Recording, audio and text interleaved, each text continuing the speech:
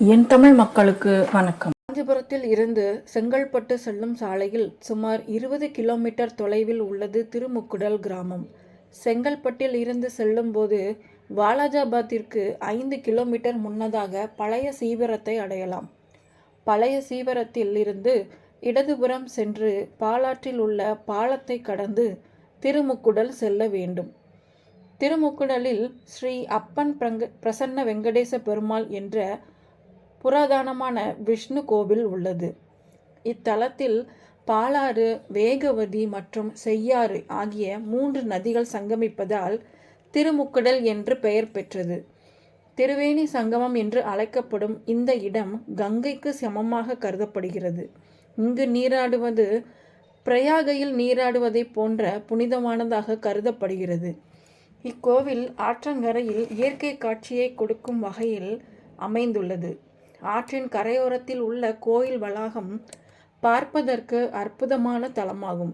ஸ்ரீ லக்ஷ்மி நரசிம்மர் ஆலயம் பழைய சீவரத்தின் ஆற்றில் ஒருபுறத்திலும், ஸ்ரீ அப்பன் பிரசன்ன வெங்கடேச பெருமாள் கோவிலின் மறுகரையிலும் அமைந்துள்ளது. இக்கோவிலில் காணப்படும் மிக பழமையான கல்வெட்டு 9ஆம் நூற்றாண்டை சேர்ந்தது என்பதால் இக்கோயில் 1200 ஆண்டுகள் பழமையானது என்று கூறப்படுகிறது.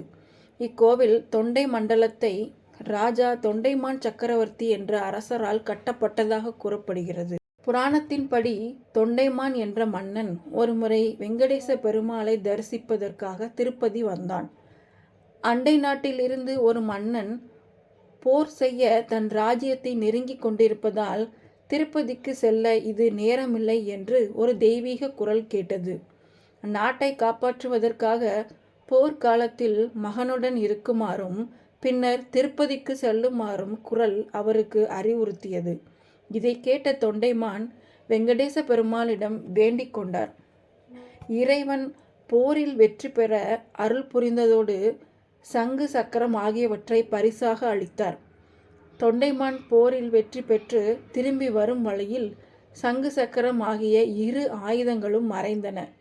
பின்னர் பகவான் ஸ்ரீ ராமானுஜருக்கு இந்த இடத்தில் சங்கு சக்கரத்தை நிறுவும்படி கூறினார். அப்படித்தான் இங்குள்ள தெய்வம் இங்கு சங்கு சக்கரத்தை பெற்றது. அப்போது தொண்டைமான் மன்னன் மோட்சம் வேண்டி திருப்பதியில் பெருமாளிடம் சரணடைந்தான். அவருக்கு மோட்சம் அளிக்க திருமுக்குடலுக்கு வருமாறு இறைவன் கட்டளையிட்டார். மன்னன் இறைவனை தரிசிக்க இங்கு வந்தான். அதுவரை அங்குள்ள இறைவன் சயன கோலத்தில் அதாவது ரங்கநாதர் போல் சாய்ந்த நிலையில் இருப்பதாக கூறப்படுகிறது. மன்னன் இங்கு விஜயம் செய்தபோது இறைவன் தன் தோரணையை மாற்றி நின்ற கோலத்தில் அவருக்கு தரிசனம் அளித்ததாக கூறப்படுகிறது. மன்னன் தொண்டைமான் தனது உற்சாகத்தாலும் பேரின்பத்தாலும் அப்பனே வெங்கடேசா என்று இறைவனை அணைத்து கொண்டார். அதாவது அப்பா வெங்கடேசா அன்றில் இருந்து இங்கு உள்ள இறைவன் அப்பன் வெங்கடேச பெருமாள் என்று அழைக்கப்பட்டார். தல விருட்சமான ஸ்ரீ அப்பன் வெங்கடேச பெருமாள் நின்ற கோலத்தில் கம்பீரமாக காட்சியளிக்கிறார். பிருகு மகரிஷி, ஸ்ரீ மார்க்கண்டேயர், ஸ்ரீ பூமாதேவி ஆகியோர் இவரை வழிபடுவதை காணலாம். இக்கோயிலுக்கு தேவதாரி, வன்னி, சந்தனம் ஆகிய 3 ஸ்தல விருட்சங்கள் உள்ளன. காஞ்சி ஸ்ரீ வரதராஜ பெருமாளின் பார்வேட்டை இங்கு மிகவும் பிரசித்தி பெற்றது. ஸ்ரீ வரதராஜ பெருமாள், பழைய சீவரம், லக்ஷ்மி நரசிம்மர் மற்றும் அப்பன் வெங்கடேச பெருமாள் ஆகியோர் இக்கோயிலில் ஒவ்வொரு ஆண்டும் காணும் பொங்கல் நாளில் ஒன்றாக தரிசனம் தருகின்றனர். இங்குள்ள ஸ்ரீ ஆஞ்சநேயர் மிகவும் சிறப்பு வாய்ந்தவர்.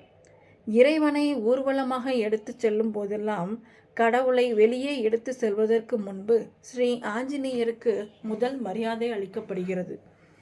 மேலும் ஸ்ரீ ஆஞ்சநேயர் ஒருவரின் கடன் சுமையை குறைக்கும் சக்தி வாய்ந்தவர் என்று கூறப்படுகிறது. மக்கள் தங்கள் கடனில் இருந்து விடுபட இங்கு உள்ள ஆஞ்சநேயரை வழிபடுகின்றனர். அவருக்கு தேன் குழல் செய்யப்பட்ட மாலை வழங்கப்படுகிறது. வார நாட்களில் காலை 8 மணி முதல் 11:30 மணி வரையிலும், மாலை 4 முதல் 6 மணி வரையிலும் ஆலயம் திறந்திருக்கும்.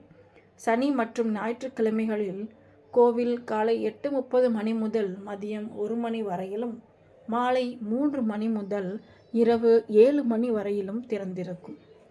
நன்றி.